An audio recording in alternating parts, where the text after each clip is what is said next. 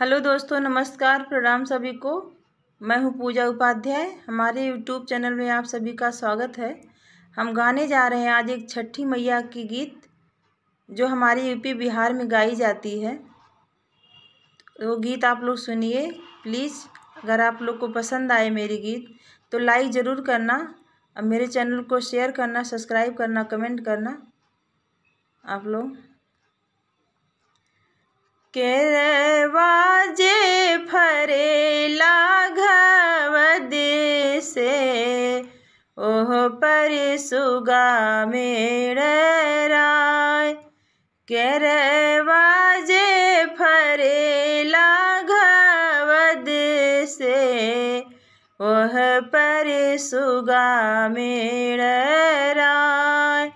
मरबौ जे सुगवा धनुष से सुगा गिरे मुरझाय।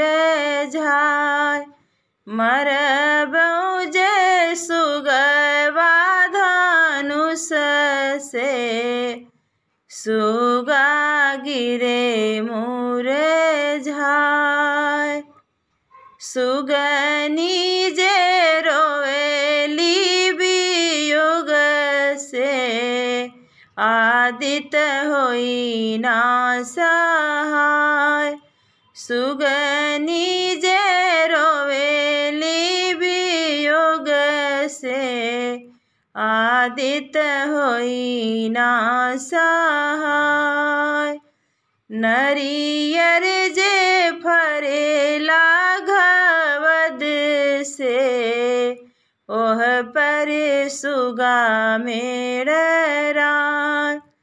नरियर जे फरेला घवद से ओह पर सुगा मेड़राय।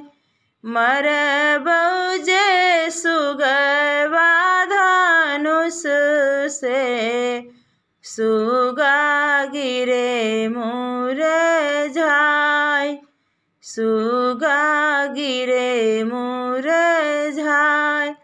सुगनी जे रोवेली वियोग से आदित्य होई ना सहाय।